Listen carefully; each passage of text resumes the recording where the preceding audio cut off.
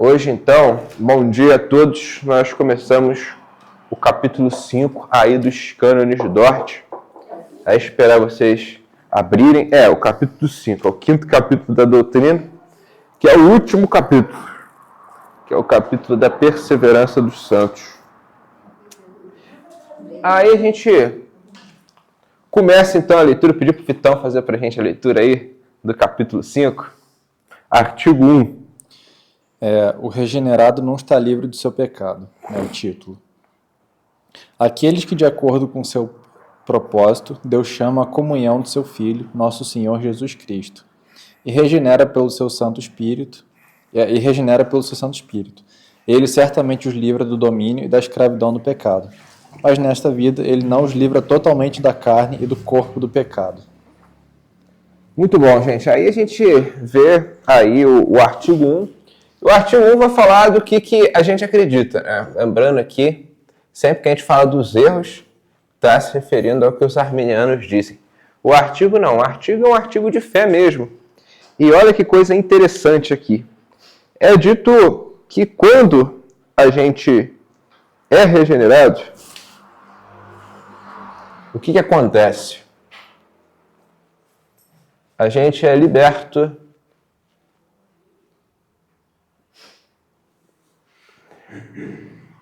do pecado, do domínio do pecado, sendo mais específico. O que seria isso? Alguém saberia me dizer o que seria liberdade do domínio do pecado? É porque a gente agora pode resistir. Também, né? Tem isso também, né? Ele não escraviza mais. Isso, ele não nos escraviza. Não somos escravos do pecado. É isso, né? Não somos escravos do pecado. Então, a pessoa que é regenerada, ela não está mais sob o domínio do pecado, não é mais escravizada pelo pecado, enquanto o não regenerado, o ímpio, ele está sob o domínio do pecado. Isso aqui é bem simples, né? Aí olha que coisa curiosa, ó. Mas nessa vida, ele não os livra totalmente da carne e do corpo do pecado. Isso significa que a santificação ela não é perfeita nessa vida. Ó, a santificação não é perfeita nessa vida. Isso aqui seria o que, gente? Seria que, embora você se santifique, você nunca vai chegar a um nível de santificação que corresponda à perfeição cristã. Só que é uma coisa que assim você vai ver na tradição calvinista, em contrapartida ao que você vê no papismo, né? O papismo, é claro, ele ainda vai entender que existe algum nível de pecado, vai entender que existe algum nível de falhas, mas para o papista você consegue atingir um nível de santidade que você não comete mais nenhum pecado assim de gravidade que seja capaz de te condenar, e você se torna tão próximo de Deus que você está livre aí do que seria a necessidade de ser salvo no sentido calvinista. Os papistas vão falar que os santos deles chegaram a um nível tão alto de santidade que eles se igualam a Cristo em alguma medida. Então eles acabam acrescentando a obra de Cristo. Todo fiel católico, os papistas vão entender que acrescenta a obra de Cristo, que é uma abominação, né? Só que especialmente os santos, em virtude da sua santidade mais elevada, eles atingiram a perfeição cristã. E, infelizmente, isso aqui não é um negócio que ficou só no papismo, não. Você vai ver John Wesley sustentando esse negócio também. John Wesley, embora não incorresse no nível de absurdo que o papismo falou, ele vai admitir a possibilidade de que o cristão se torne perfeito em vida. Então você chega num nível que você pare de pecar. O que os cânones estão dizendo aqui? Que isso aqui não é algo que tem base na Escritura. A gente entende que perfeição cristã você não alcança. Aí eu queria fazer uma pergunta para vocês, né, para ver quem está ligado. Quem começou com esse negócio de perfeição cristã na história da igreja? Quem aí sabe, gente? Começa na patrística? Lá atrás. Vou chutar aqui, Agostinho. Não, Vitão, que isso? Agostinho foi contra isso aí. Pelágio. Pelágio, exatamente. Pelágio começou com esse negócio de perfeição cristã. A grande doutrina do Pelágio foi a perfeição cristã. Pelágio falava o seguinte, se alcança a perfeição, você é salvo. Se não alcança, você não é salvo. Acabou. E o que os cânones estão fazendo? Eles estão afirmando que a regeneração é uma liberdade do domínio do pecado, ou seja, eu estou no domínio do pecado, estou sob a influência de Satanás, sob o poder de Satanás. Eu sou escravo do pecado. Eu deixo de estar sob o domínio do pecado, deixo de ser escravo do pecado. Eu me santifico, mas essa santificação não é perfeita nessa vida, ou seja, a minha salvação, ela não se baseia na perfeição cristã. Então a gente não se torna perfeito enquanto cristão, no sentido de não ter mais pecado. E a causa da nossa salvação não está nessa perfeição. Aí vem Agostinho. Agostinho é contra isso aqui. Agostinho vai falar que a nossa salvação, Agostinho ele vai dizer isso, que a santificação não é perfeita nessa vida. Agostinho vai dizer o seguinte, ele vai falar que a nossa salvação ela se dá mais pela remissão de pecados do que pela perfeição das virtudes. Então, você é salvo porque os teus pecados foram remidos. Alguém pagou pelos seus pecados, não porque você se tornou perfeito. É claro que a santificação ela tem um papel. A gente, uma vez que é regenerado, entra num processo de santificação. A gente começa a vencer pecados, a se santificar efetivamente em todas as áreas da vida. Mas a santificação não é a causa da salvação, sim a justificação pela fé. Então a gente precisa entender que o que o arminianismo fez? O arminianismo trouxe o Pelágio de volta. O arminianismo, ele ressuscitou o erro de Pelágio. Então por isso que é importante a gente entender que a santificação não é perfeita nessa vida. E não é baseado na santificação que a gente é salvo, mas sobretudo na justificação. E na regeneração também. Na última aula a gente falou sobre a questão da regeneração, da justificação, o que vem primeiro. A gente teve uma aula aí que foi bastante densa para explicar isso. Então é isso, gente. Vamos para o artigo 2 agora. Artigo 2. Pecados diários de fraqueza. Portanto, pecados diários de fraqueza surgem e até as melhores obras dos santos são imperfeitas. Estes são os que lhes constante motivo para humilhar-se perante Deus e refugiar-se no Cristo crucificado. Também são motivo para mais e mais mortificar a carne por meio do espírito de oração e dos santos exercícios de piedade, e ansiar pela meta da perfeição. Eles fazem isso até que possam reinar com o Cordeiro de Deus nos céus, finalmente livres deste corpo de morte. Olha que coisa curiosa aqui. Os cânones estão falando aqui. Aqui os cânones dizem que até as melhores obras dos santos são imperfeitas. As melhores obras dos santos são imperfeitas. Então, até quando a gente acerta, imperfeita. Até quando a gente acerta, até quando a gente faz o que é certo, a gente busca Deus, a gente ora, a gente vai ao culto, toma da ceia regularmente. Até quando a gente faz isso, as nossas melhores obras são imperfeitas. O que seria perfeição? Perfeição seria a ausência de erro. Ausência de erro. E você ser imperfeito implica a possibilidade de aperfeiçoamento, de melhora. Se eu chego para você e falo que você tirou 10 na prova, tem como você tirar mais que 10? Não tem, né? Agora, se o aluno tira 8, tira 6, tira 9,5, eu ainda consigo falar, não, você não foi perfeito. Você tem que melhorar. Então, quando aqui os cânones dizem que as nossas melhores obras são imperfeitas, significa que elas não são tão boas quanto elas poderiam ser. Então, assim, você sempre vai poder melhorar. Diferente do que os papistas acreditam.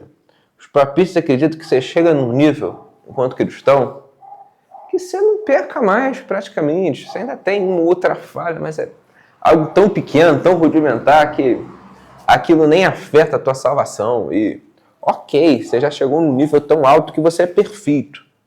O papista vai olhar para o santo, vai entender que ele é perfeito.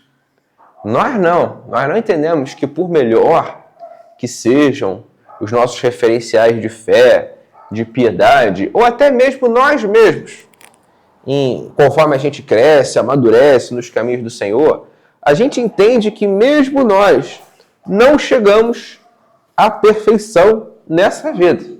Então, nossas obras, elas ainda têm erros, ainda são maculadas pelo pecado e tem possibilidade de aperfeiçoamento e de melhora. Então, você pode sempre melhorar enquanto cristão. A santificação, ela não é perfeita nessa vida, como a gente falou anteriormente. No entanto, a gente tem que aspirar à perfeição. Então, não é porque você não é perfeito que você não deve aspirar à perfeição. Então, Gabriel, então a gente não é perfeito, então já era, né, Gabriel? A gente fica sempre na mesma rasidade, né? Vive desse jeito que a gente vive mesmo, tá tudo certo. Não, isso está errado também. Porque olha o que os nossos cânones vão dizer, que a gente tem que aspirar à perfeição. Mesmo sabendo que essa perfeição não será alcançada nessa vida. Não será alcançada nesse estado.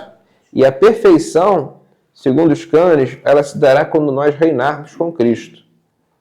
Aí sim, quando nós tivermos nossos corpos glorificados, quando nós nos libertarmos do corpo dessa morte, aí nós teremos a perfeição.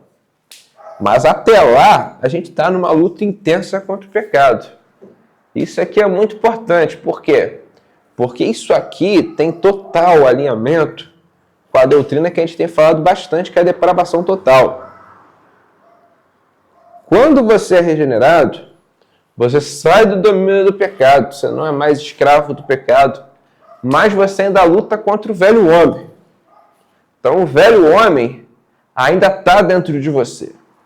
E ele te inclina às coisas do passado, às coisas que vêm da desobediência do homem, na qual todos nós nascemos no pecado. Então a gente luta contra o velho homem. E essa luta contra o velho homem, que perdura até o fim dessa vida, é uma luta implacável. Por isso que as nossas melhores obras não são perfeitas. Gabriel. Pode falar. Só reforçar, né? Existe até aquele episódio de Jesus no Getsemane, né? Que quando ele sai para orar, os apóstolos, eles meio que cochilam.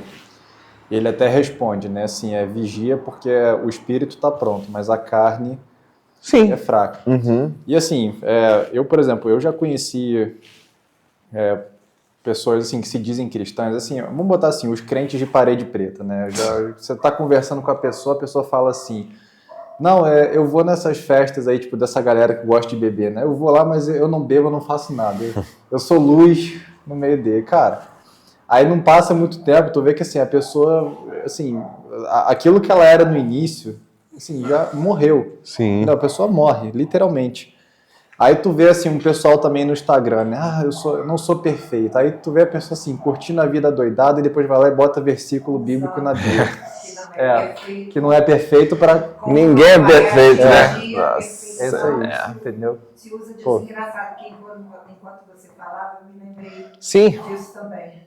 Entendeu? Muita gente, né? Sozinha ela já conduz. Porque eu penso que o próprio Jesus falou, vossa justiça é como trapos de imundícia. A justiça, imagina, que nem a gente não é nem justo, né? Mas se a gente for diante de Deus é como trapos de imundícia. E também o outro versículo que diz buscar a santificação, sem a qual ninguém verá a Deus. Sim, então você tem que buscar, não importa se você... Não, sim, a gente tem que buscar a perfeição. Né? Isso aí a gente vê na Bíblia e vê nos cânones. Né? Os cânones são baseados na Bíblia, totalmente baseados na Bíblia. Então você tem que aspirar à perfeição. E a gente entende realmente que sem santificação ninguém verá Deus. Então você tem que buscar a perfeição. Só que tem um detalhe. O Pelágio gostava muito dessa passagem. Ele falava assim, sem santificação ninguém verá Deus. O Pelágio gostava daquele texto, né, que é dito, que Pedro cita algum livro do Antigo Testamento, acho que é Deuteronômio, em que Deus fala, sede santos porque eu sou santo. Então isso aí está na Bíblia, né? Aí o Pelágio citar e fala assim, não, então a gente tem que ser santo. Se você não é santo, você vai para o inferno, você está morto. Só que assim, a gente entende que sim, você precisa ser santo, mas a santificação não é perfeita nessa vida. Porque ao mesmo tempo que a Bíblia vai falar que a gente tem que buscar a perfeição, ela também vai falar que a gente está numa luta implacável contra o pecado. João vai falar que quem diz que não tem pecado está mentindo. Então todo mundo peca. E por que todo mundo peca? Porque a gente luta contra uma natureza depravada, uma natureza decaída. Então essa tensão com a natureza decaída é real. E o Agostinho ele usa como argumento o apóstolo Paulo. Tem alguém mais santo que o apóstolo Paulo? Dificilmente. Mas o apóstolo Paulo falava, o bem que prefiro esse eu não faço, o mal que eu não quero fazer, esse sim eu faço.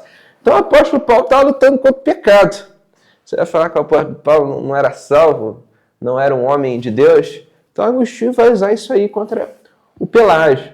E essa questão realmente não, a gente não é perfeito, a gente é salvo pela graça, que é uma coisa que o Vitão fez menção aí. Essa galera aí que fala, ninguém é perfeito, né? Todo mundo tem suas falhas. Sai curtindo a vida doidada. Sai curtindo a vida doidada. Isso é um pensamento hipócrita, isso aí não é um pensamento cristão, não. Isso aí é um pensamento de quem zomba da graça, né? Essa graça barata aí, ela é uma coisa muito presente hoje no pensamento cristão. As pessoas elas não querem buscar Deus, não querem procurar a perfeição. Se você entende corretamente o calvinismo ele é uma tradição cristã muito dada a buscar a perfeição. Então, no calvinismo você vai ver a busca pela perfeição, mas você vai ver ao mesmo tempo que a busca pela perfeição, a admissão de que a gente é pecador.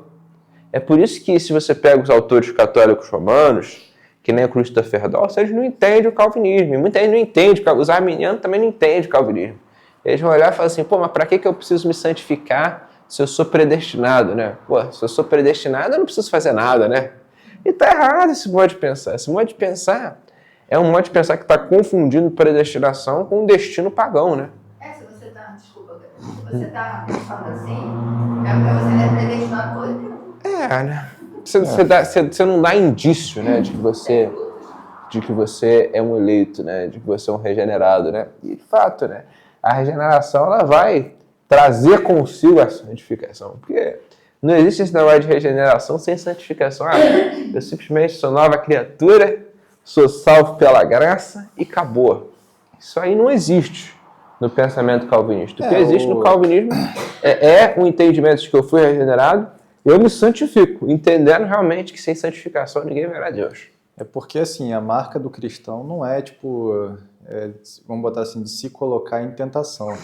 Você pode ser, é igual com relação à questão do adultério, né? Você pode ser aquele cara, assim, extremamente bíblico, ser não, eu nunca, jamais trarei. Mas, cara, se o cara ficar se colocando em posições que levam ele à tentação, uma hora ele vai cair. Não existe isso de, não, eu vou ser firme, eu não vou... Cara... Se ficar frequentando lugares, né? Ele vai para essas festas aí, tá todo mundo bebendo, não sei o que, a menina se jogando em cima do cara, uma hora ele vai trair. Não é, a marca do cristão, assim, não é tipo, não, eu vou lá para ser luz. Não existe isso. O famoso, vou lá para ser luz, vou evangelizar lá dentro. Isso não existe. O cristão, ele evita, ele foge, né? É diferente. É igual José, né? José fugiu, né? Fugiu. Da mulher do Potifar. Mas... Ele não ficou lá assim, eu sou forte, eu vou ficar aqui. Não, pô. O próprio apóstolo Paulo fala pra gente fugir do pecado. Mas fala pra gente resistir ao diabo, que é diferente, fugir e resistir. Para resistir ao pecado não tem como. Você vê? A pessoa não pode se colocar numa posição, não, o pecado vai vir, mas eu não vou cair. Não vou cair, isso não existe isso. Assim, eu entendo, sendo bem franco, assim, quando o apóstolo Paulo fala resistir a Satanás, né, ele está falando também com relação às tentações, mas o ponto, eu entendi o que a Marli trouxe, né, é porque é o seguinte, eu tive uma treta com o Iago Martins há um tempo atrás sobre esse negócio do desejo pecaminoso sem ser pecado. A tradição reformada, ela entende que o desejo pecaminoso é em si pecado. Porque quem tem a visão do Iago, por exemplo, ela vai falar, pô, beleza, eu fui num lugar que eu não deveria estar, mas se eu não pequei efetivamente, ok, eu posso não ter cometido pecado. Mas o pensamento calvinista de verdade, que não é o que o Iago Martins sustenta, ele vai dizer que só de você estar lá você já está pecando. Né? Você já está pecando por quê? Porque o teu desejo já ia estar lá. Né? Então, assim, eu sei que hoje a gente tem uma visão do pecado que ela é muito, muito rasa. Né? Porque a maioria de nós pensa pecado como os papistas pensam pecado. Né? Porque o papista, como é que ele vê o pecado? Eu já falei isso outra vez. O papista, ele entende que o pecado é uma fraqueza. É uma desordem. Se você pegar o catecismo da Igreja Católica, ele vai explicar que o pecado é mais ou menos isso aqui. É uma desordem. E assim, esse dia eu estava conversando com o Vitão, né? Ele estava falando sobre o negócio de doença da mente. Qual que é a definição mais antiga que existe sobre uma doença? É uma desordem no corpo. Pô, você tem um corpo e ele está em desordem, você tem uma doença. A maneira como a Igreja Católica vê o pecado é muito parecida. Ela vê o pecado como uma desordem, como se fosse uma doença mesmo. A gente não vê como se fosse uma desordem, uma doença. Ele pode ser associado a isso, mas é muito mais do que isso. Ele é uma transgressão, ele é uma inclinação ao mal, uma inclinação à desobediência a Deus, a transgressão à lei de Deus. Então, se você simplesmente quer o mal, isso já é pecado. E eu sei que isso é bem distante do que a gente vê por aí, é muito distante do que você vê as pessoas pregando, mas se você quer o mal, você já está pecando. É um pecado que você pode considerar que ele é menor do que o pecado de você efetivamente fazer o que é errado. Mas já é pecado, entendeu? Já é um pecado. Então, assim, a gente tem que lutar. Os puritanos, eles escreveram muito sobre isso. Não contra apenas o consentimento. Tipo, pô, não sei o que, eu quero estar lá. Eu quero estar lá bebendo, eu quero estar lá na balada, eu quero estar lá fazendo o que for. Eu quero estar lá, tipo assim, eu quero o mal do Vitor. Vamos supor, pô, eu tenho uma inimizade com o Vitor e eu fico lá desejando o mal dele o tempo inteiro. Cara, não existe esse limiar de, o desejo vem, eu tenho que consentir com ele para ser pecado. A partir do momento que eu quero isso, que eu desejo isso, eu já estou pecando. Né? E nosso Senhor Jesus Cristo ensina.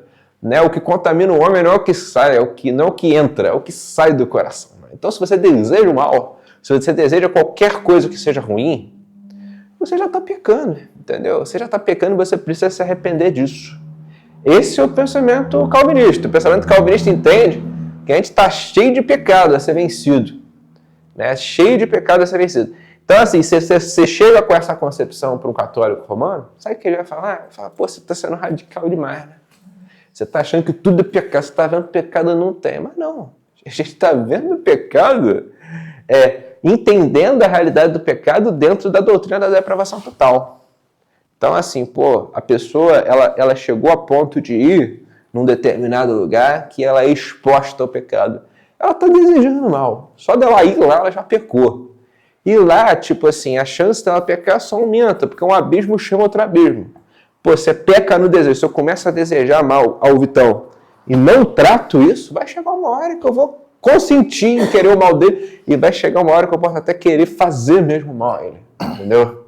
Fazer efetivamente. Porque muita gente não faz o mal porque é covarde. A verdade é essa. Eu sei que isso é duro, né? Mas a verdade é essa. Às vezes a gente não faz determinadas coisas erradas porque a gente é covarde. Às vezes você não tem coragem de ir lá e fazer, e realmente ofender o outro por covardia, né? Mas está no seu coração fazer isso. Se você está no seu coração fazer isso, já é pecado. Entendeu? E às vezes você não está no lugar que você gostaria de estar, porque você acha que vai pegar mal para você. Pô, se eu for lá, não sei o quê. E já é pecado, né? Então a tradição calvinista, ela vê o pecado como uma coisa muito séria, né? Como uma coisa muito grave. E quando o apóstolo Paulo fala para a gente fugir da aparência do mal, né? Ele está falando o quê? Para evitar essas ocasiões. Então, pô, você é uma pessoa que bebeu a vida inteira, né? Você foi alguém que bebeu muito, né? É o que o mundo chama de alcoólatra, né? Eu não acredito no negócio de alcoolismo, né? Mas, enfim, uma pessoa que bebeu muito. Você vai viver o resto da tua vida tendo que evitar a bebida. E quando eu digo evitar, não é simplesmente não beber. É passar longe de onde tem a bebida, né? Porque o pecado, você pecou tanto que chegou um momento que você tem uma inclinação para aquilo lá que é perigoso. Você tem que evitar mesmo, entendeu? Evitar. Né? Tem que evitar. É um vício, né, de fato. Acho que dá para falar que é um vício, mas é um pecado, né? Porque você, durante muito tempo, caiu naquilo lá. Então, você tem que evitar aquilo lá ao máximo. Você não tem que dar a mínima condição de cair naquilo novamente. E, enquanto pessoas que não têm problema com isso, não vão ter essa mesma dificuldade, né? Vão administrar isso melhor. Mas perceba que isso nasce do quê? Nasce do coração do homem. É que é um coração inclinado ao mal. Um coração pecaminoso. A antiga natureza. Então a gente precisa ter um entendimento de que o pecado não é uma coisa tipo, simplesmente você falou uma besteira, né? Simplesmente você foi no lugar errado. Não, o pecado ele começa no coração. A fé reformada entendeu isso muito bem, muito melhor, né, do que o catolicismo romano, por exemplo. E o arminianismo, porque o arminianismo nada mais é do que um retorno ao papismo. Os arminianos, eles pensavam muito parecido com os papistas. Muito parecido mesmo. Eles olhavam e achavam que pecado é pouca coisa. O Iago Martins pensa nisso. O Iago Martins fala, o pecado é só o consentimento. Eu tive uma discussão com ele que foi sobre a questão do desejo homossexual. Mas o que vale sobre o desejo homossexual vale sobre qualquer pecado. Que o Iago Martins falou assim, se um cara ele tem atração pelo mesmo sexo, só atração não é pecado. Daí que vem aquela frase dele, né, polêmica, né, que deu um maior bafafá. Ele falou, ser gay por si só não é pecado. Olha que coisa absurda, né? Você vive qualificado por um desejo que é antinatural, que é antibíblico, e fala que isso não é pecado. Aí ele começa a inventar, a pessoa começa a inventar, não, o pecado ele não está no desejo, ele está no consentimento. Tem que consentir, porque senão não é pecado. Pô, que isso, cara? Que isso? Ele está brincando, né? Isso é um erro terrível. O cara pode assistir pornografia e falar que não traiu a mulher, por exemplo. Eu acho que nesse caso ele já falaria que você consentiu. Mas, cara, mesmo que você não assista... coisa, cara. Mesmo que você não assista, mesmo que você só pense. Você só pensou. Você já está pecando, entendeu? Já está pecando. É difícil, né? Porque o pensamento tem que controlar. Então, Deus, isso aí é uma minha verdade, tá? Isso é uma minha verdade. Eu vejo as pessoas falando isso. O pensamento é incontrolável. Ele é difícil de controlar, a gente pode falar, mas ele é controlável sim. A gente vai aprender. Tanto que assim, um dos frutos do Espírito é o domínio próprio. Né? Um fruto do Espírito que eu não falo. O que é domínio próprio? É você controlar a si mesmo. Né? Você tem que controlar. O cristão é a pessoa que ele tem controle de si próprio. Ele tem que controlar os próprios pensamentos, tem que controlar as próprias... tem que aprender, mas é uma coisa...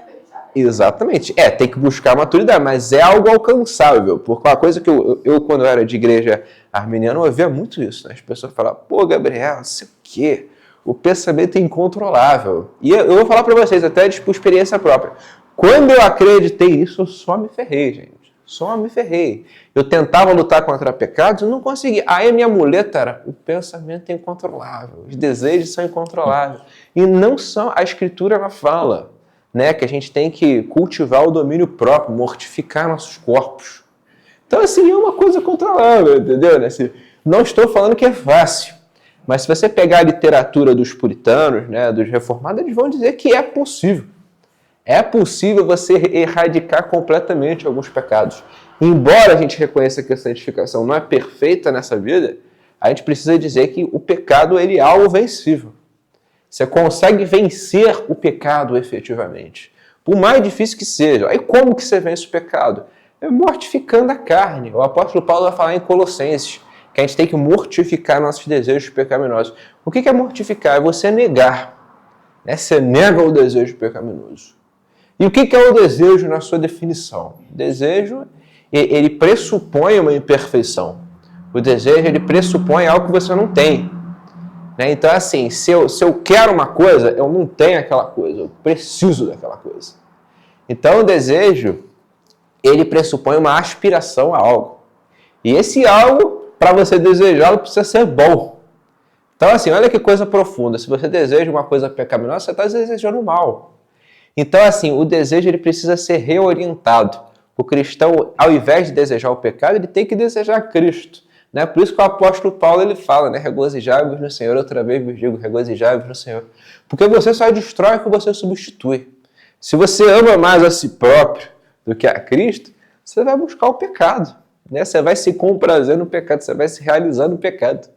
Agora, quando você ama Cristo, quando você deseja Cristo, aí aquilo é mudado, aquilo é transformado. Então você vai ver, os puritanos escreveram muito sobre isso.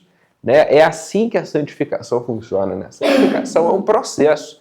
E é um processo no qual você elimina paulatinamente pecados. O que tem que mover a santificação é a busca pela perfeição, de fato. Né? É a busca pela perfeição, que essa busca da perfeição não é porque ela não é perfeita nessa vida, é que ela não é atingível em muitos aspectos, não de maneira plena, mas ela é atingível. Tanto que você vê pessoas aí que vencem, né?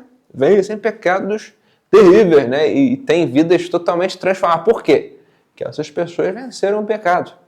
E você pode, se você ouviu o testemunho de pessoas que venceram o pecado, a Rosária Butler foi um exemplo, né? Ela é uma mulher que ela foi uma lésbica, né? Chegou a viver com outra mulher, eu acho que 8 anos. Hoje ela faz frente a isso aí, né? Hoje, inclusive, ela pensa exatamente o oposto que o Iago Martins pensa. Ela diz que o desejo homossexual é totalmente pecaminoso. E ela ainda é mais radical que ela fala. Quer dizer, eu acho que ela tem razão, né? Agora, ultimamente, estudando, eu tenho visto que ela tem cada vez maior constatação. Ela fala que você acreditar que o desejo homossexual em si mesmo não é pecado é um flerte com o pelagianismo. Ela fala isso. Né? Ela chegou nesse nível aqui. Né? Mas foi uma lésbica, foi uma pessoa que viveu aquilo lá durante muito tempo, foi uma ativista LGBT. Mudou. Né? E qual que é o segredo para você mudar? É mortificar os próprios corpos, é mortificar os desejos pecaminosos, é negar a carne, é buscar Cristo. Então isso aqui é uma coisa vencível, uma coisa que a gente consegue realmente lidar com ela e assim ser transformado. Bem na verdade, assim, né? A regeneração, Cristo, ele liberta a gente do pecado, né? Acho que não faz sentido você falar que Cristo me libertou do alcoolismo, me libertou do não sei o que, das sacanagens do mundo, mas aí vai falar que pro homossexualismo, não. Não parece que, tipo assim, é como se alguém quisesse sinalizar para uma bolha, quisesse dizer para essa bolha que, não, eu não sou preconceituoso, entendeu? Sim. Você pode continuar sendo. Então... Sim, exatamente, né? É isso, né? E se você olhar para a Igreja Católica, por exemplo, a Igreja Católica, ela é a antítese do que a gente está falando aqui. Hoje existe dentro da Igreja Católica padre gay. E quando eu estou falando padre gay, gente, não é padre que finge que é homem, não. Eu sei que da Igreja Católica tem muito padre que finge que é homem, mas é gay, né? Mas agora, eu estou falando de padres que se assumem gay. O padre, ele fala, eu sou gay. Existe um movimento de padre gay dentro da Igreja Católica. Aí eles oficialmente não praticam o ato homossexual, né? Eles dizem que não praticam, mas eles vão se identificar como padre gay. Vão entender que ser gay é uma coisa normal, uma coisa natural. Incentivando outros, né? Estão incentivando, é sério, eles estão incentivando. Inclusive, há pouco tempo, eu ouvi, eu não me lembro quem, não lembro se foi o Papa, não vou falar aqui que foi o Papa, porque pode ser que não tenha sido, mas eu ouvi alguém dentro da Igreja Católica, alguém grande, né? Falando o seguinte, falando, se o cara é gay, ele tem que admitir que ele é gay. Ele tem que admitir que ele é gay, pra saber, pra todo mundo saber que o cara, não, beleza, o cara é gay. Olha que coisa absurda. E, gente, isso existe dentro da igreja evangélica. É porque a gente não vê muito. Mas se você for lá nos Estados Unidos, tem um monte de igreja evangélica. Que tem uma galera que vai ao culto, aí bota aquela tarja LGBT lá, cara. Pra você saber que a pessoa é gay. Tem igreja que já pergunta, já chega, você pergunta pra pessoa qual que é a orientação sexual dela. A gente chegou nesse cinema, por quê? Porque a gente não consegue entender o que é pecado. A gente se deixa influenciar pelas categorias do mundo. Se você começou a pensar igual o mundo pensa, já era, entendeu? Já era. Aí você está negando tudo isso que ele está falando. Você está negando que Cristo nos ajuda a vencer o pecado. Você está negando que isso em si é pecado. Porque só da pessoa ter o desejo homossexual, isso é pecado. Né? E eu falo essas coisas que são coisas básicas. Tem gente que acha que quer ser muito radical. O Iago, por exemplo. O Iago Martins, sabe o que ele acha da minha visão? Ele fala, essa visão é muito radical, cara. Muito opressora. Os gays. É impressionante, né? Impressionante, porque 1980 anos, né, de história, cara. Assim, quase 2.000 anos de história. Ninguém tem problema com isso. Aí hoje surge esse negócio de movimento LGBT, né, cara? Então, aí isso aí virou uma coisa absurda. Aí, coincidentemente, isso aqui virou um absurdo, né? Nossa, caraca, Gabriel. Enorme coincidência. Meu Deus, Poxa, cara, coisa absurda. ninguém viu isso em 2000 anos. Não, ninguém viu isso. Na verdade, assim, a questão do desejo, o desejo pecaminoso não ser pecado, tinha, né? Tinha na Igreja Católica. Só que, assim, o homossexualismo nunca foi tolerado, cara. Nunca foi tolerado. Uma vez eu estava ouvindo uma aula há muitos anos atrás, né? Do filho do Olavo, né? Aí ele falou que assim, cara, pô, se um padre fosse gay, tipo assim, coisa de 1700, 1600, eles sabem o que eles faziam com o padre? Eles matavam o cara. Porque assim, não acontecia isso. Assim, se acontecia de chamada. Entendeu? Hoje não, né? Hoje, mediante toda a transformação da modernidade e tal, a coisa vai se tornando cada vez mais normal, né? Mas a gente tem que ir na contramão disso. Não é ceder isso, não é negociar a verdade por conta desse tipo de coisa. Mas vamos para o artigo 3, né, gente? Vamos seguir? Deus preserva os seus. Lê para a gente, por favor, Vitão. Por causa dos seus pecados remanescentes e também por causa das tentações do mundo e de Satanás, aqueles que têm sido convertidos não poderiam perseverar nesta graça se deixados ao cuidado de suas próprias forças. Mas Deus é fiel, misericordiosamente, os confirma na graça, uma vez conferida a eles, e poderosamente os preserva na sua graça até o fim. Olha que coisa interessante. Aqui é dito que nós ainda lidamos com pecados remanescentes e tentações do mundo, né? Então, assim, o cristão, ele vai lutar contra duas coisas, né? Ele vai lutar contra pecados remanescentes. Então, pensa, você se converteu, remanescentes e tentações do mundo. Você se converteu e você vem do jogo. Vamos usar outro exemplo aqui, né? Você era uma pessoa que jogava, né? Você era viciado em jogo. Depois que você se converteu, você ainda vai lutar contra o desejo de jogar. Muito provavelmente. Então aquilo é um pecado remanescente, é uma coisa que veio de antes de você se converter e contra o qual você luta até hoje. E além disso, além dos pecados remanescentes, você vai lidar com tentações, né? Então o mundo ele traz tentações contra o cristão. E nós lutamos contra isso aqui. E olha que coisa interessante que os cânones dizem, né? Se nós fôssemos deixados à nossa própria sorte, nós não perseveraríamos na graça. É uma coisa interessante, né? Porque a gente não vence o pecado pelas nossas próprias forças. Isso aqui é uma coisa muito importante. A gente vence porque Deus nos preserva até os fins. A gente, normalmente, quando fala da Tulip, fala do quinto ponto do calvinismo como perseverança dos santos. E tem quem diga que não é perseverança, né? Mas é preservação, no sentido de que Deus ele preserva os santos até o fim. Nem ambas fazem sentido. Eu entendo que você pensar que você persevera também é importante para trazer esse senso de responsabilidade, que a gente tem um senso de responsabilidade nisso aqui, ó. A santificação, a gente precisa deixar bem claro, né? Botar aqui os processos, né? A gente, na salvação, tem 3 processos, basicamente. Você tem a regeneração, a justificação e a santificação. Claro que tem a adoção também. Eu vou botar a adoção também aqui, porque a adoção é quando a gente é feito filho de Deus. Então aqui, ó, a gente tem que sempre lembrar disso aqui, ó. Esses 4 são os processos aí concernentes à salvação. A adoção, Deus nos adota. O homem não faz nada. Então, quando você é feito filho de Deus, ele vai ser adotado por Deus. Você vai ser inserido em Cristo. Porque é uma coisa interessante, tá, gente? Isso aqui parece básico, mas é bom falar, que às vezes alguém ainda não pegou isso. É muito comum aquele jargão, né, de que todo mundo é filho de Deus, né? Mas aquele jargão, ele está totalmente errado. Assim, ele é uma meia-verdade. Vou falar que está totalmente errado. Porque não é todo mundo filho de Deus. Você vê que nosso Senhor Jesus Cristo, ele fala que existem os filhos de Deus e existem os filhos do diabo. Então, assim, quando Adão caiu, a gente se colocou sob o senhorio do diabo. A gente se tornou todo mundo filho da ira. Então, quando Cristo quando Cristo nos salva, nos redime, nós somos adotados por Deus. Então, nós somos filhos adotivos de Deus. A gente tem que lembrar disso, né?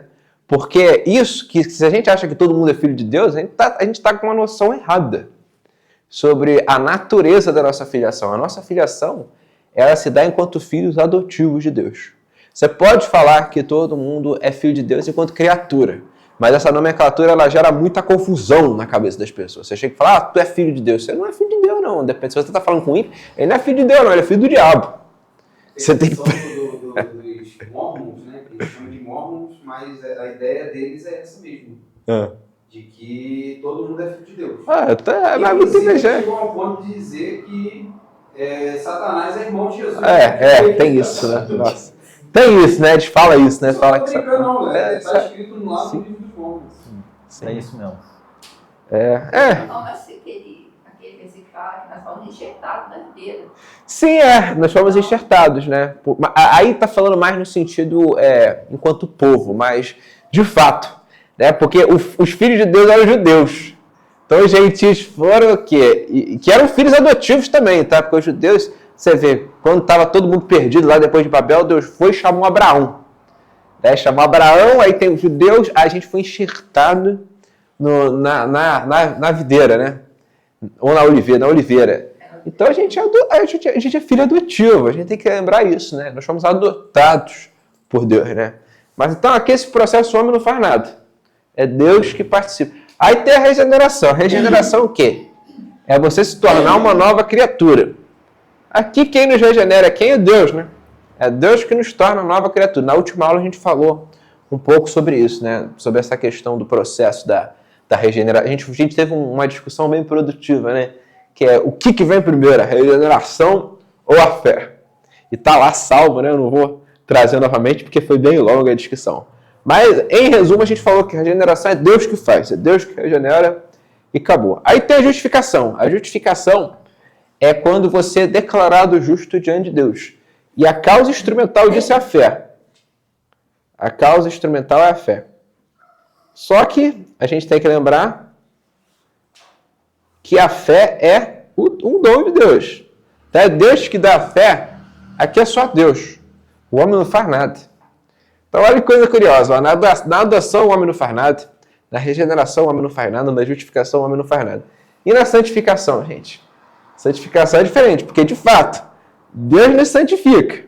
Ele nos ajuda, ele nos preserva. Mas a gente também participa disso aqui. Não adianta, em outras palavras, é o seguinte, não adianta você chegar e falar assim, pô Deus, você me santifica, e você não fazer nada, entendeu?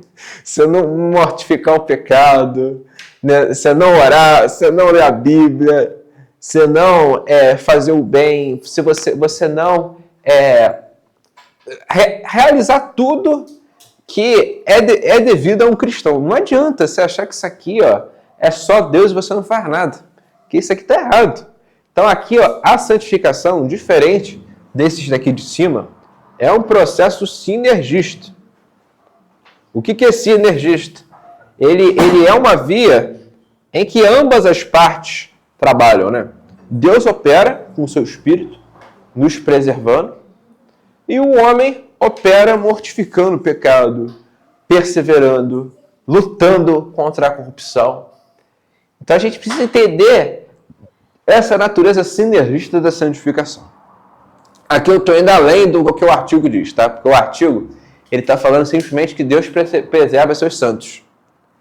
Aqui eu estou falando que sim, Deus preserva seus santos, mas a gente tem um papel também. Mas por que os cânones estão falando disso aqui? Estão falando contra os arminianos. Porque os arminianos, o que eles pensam? Aí vem o erro arminiano, tá? O erro arminiano, isso aqui é o calvinismo.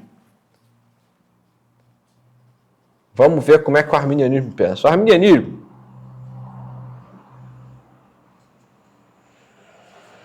olha o que o arminianismo pensa. Vamos ver. Você vê?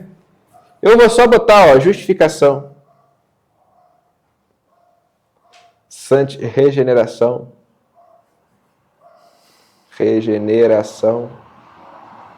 e santificação.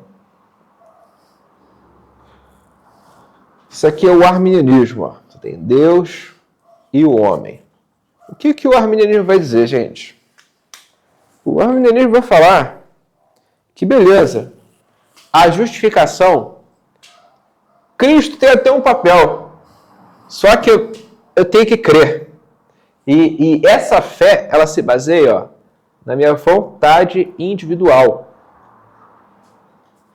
Então, o arminiano, ele vai entender que a justificação é um processo sinergista.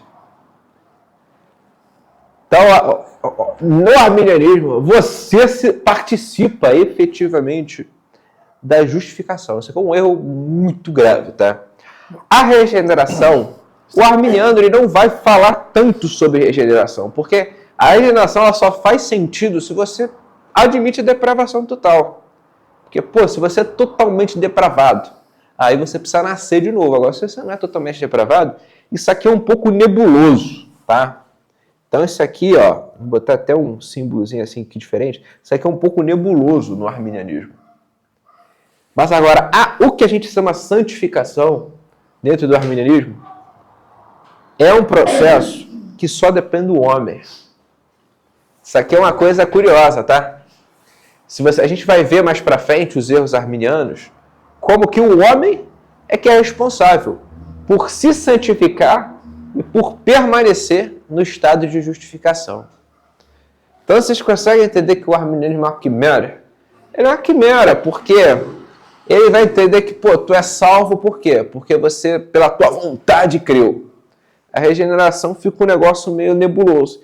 E a santificação é você, cara. É você e você. Você tem que ir lá, dentro do que você conhece, você tem que buscar a perfeição. E é isso aí. Entendeu? Então, assim, o arminiano ele não vai ver essa preservação que Deus garante aos seus santos. Ele não vai olhar e vai falar assim, não, Deus preserva infalivelmente os seus santos até o fim. Ele vai falar, se você não abrir o olho, cara, você cai e você vai para o inferno. Você sai do estado de graça e deu ruim, entendeu? Você perdeu a salvação. Aí você pode cair da graça. Isso aqui é o pensamento arminiano. Isso dá um desespero, né? Dá um desespero, que você perde a salvação, né, cara? Você recupera a salvação de novo, aí perde de novo. Você fica nesse vai e vem, né? Dentro dessa tensão. Mas é porque o arminianismo ele não tem uma compreensão tão acurada desses três processos aqui. Esses processos aqui são processos que eles só são bem explicados à luz do calvinismo. É ruim esse pensamento de que você pode perder a salvação, de que você não é perdoado por Deus. Ele leva um monte de outras heresias também, né? Porque leva a crer em muitas coisas que vão levar, por exemplo, essa coisa de, especialmente culto de libertação, culto de mais não sei o quê, por causa campanha de não sei quantos dias. Isso tudo consequência. Isso aí é muito moderno, Marli. Eu acho que assim, isso é uma coisa que tem outros fatores envolvidos, né? Mas o arminiano, assim, o erro fundamental dele é entender que a salvação depende dele. Né? A salvação, em última instância, depende do livre-arbítrio dele. Porque se ele não crê com o livre-arbítrio dele, se a vontade dele não diz, não, eu quero Cristo, a vontade de alguém que é depravado. Isso aqui é engraçado, né? Por isso que eu falo que a regeneração ela não faz sentido no sistema de pensamento arminiano. Porque a regeneração, ela é o começo de tudo, do ponto de vista transcendental. Né? Deus te regenera e a fé seria, assim, o primeiro ato de um homem regenerado. Claro que da perspectiva predicamental, como a gente explicou na última aula, a fé vem primeiro. Primeiro você crê. Porque você tem que crer como uma manifestação de que você é regenerado. Mas o arminianismo ele não dá lugar para a regeneração, porque é um homem depravado que escolheu o evangelho. Entendeu? Por quê? Porque a ideia de depravação ela também não existe no arminianismo. No arminianismo, a queda ela não é uma coisa tão grave. Ela é uma fraqueza, ela é uma doença, mas ela não é algo que te inclina ao mal, te torna livre somente, porque te mantém livre somente para o mal. Então, assim, esses processos aqui, eles realmente não fazem sentido dentro do arminianismo. Né? E se você for tentar aplicar isso aqui ao arminianismo, é isso aqui, a justificação, ela depende de Deus e do homem, Depende de Deus, porque Deus abriu a possibilidade para todo mundo. Né? Deus foi e falou assim, ó, Cristo morreu, vocês estão com a porteira aberta. É só passar. Mas depende do homem cruzar essa porteira aberta. Então a justificação depende do homem. E a santificação, ela é só o homem. Porque quem começa a pecar muito, aí perde a graça, né? É igual aquele meme, né, que bota o Armídio, né, que fala assim, né, quem peca demais acaba perdendo a graça. E é tipo isso, entendeu? Você tem que se santificar. E olha que coisa curiosa. Alguns de vocês podem ter percebido, pô, Gabriel, mas, cara, se eu cair da santificação, eu perco a graça? Então quer dizer que para o arminiano a base da salvação não está na justificação? Não está na justificação. Porque para o arminiano, essas duas coisas aqui estão muito entrelaçadas. A santificação está muito entrelaçada com a justificação. Você tem um estado de graça. Você tem um estado salvo e você passa por um estado de não salvo. Então essas duas coisas aqui estão muito... E quem pensa igual aos arminianos nesse aspecto? Alguém sabe? Pelágio. Não, Pelágio também, mas depois do Pelágio. Tem... Hã? Os católicos eles não sabem a distinção entre justificação e santificação. Teve aquela declaração conjunta entre os luteranos e os católicos sobre a questão da Eucaristia. Não, sobre a questão da justificação, desculpa. Que os luteranos e os católicos eles sentaram, né? Teve a Federação Mundial dos Luteranos, sentaram com os católicos, aí eles foram discutir a questão da justificação somente pela fé. Beleza. Os católicos, eles concordaram com os luteranos de que a justificação, ela se dá apenas pela fé. Aí você pensa, pô, que legal, hein, cara? A Igreja Católica admitindo que a justificação é somente pela fé. Só que isso não muda nada na teologia dele. Assim, é uma contradição, tá? Porque a Igreja Católica já negou isso no passado, hoje ela afirma. A Igreja Católica é uma bagunça danada. Mas para a teologia católica, isso aqui, ó, são praticamente a mesma coisa. Então, assim, eles fizeram uma concessão que, beleza, fez eles perderem moral, né? Enquanto uma igreja que tem uma teologia firme, mas, ao mesmo tempo, não muda nada.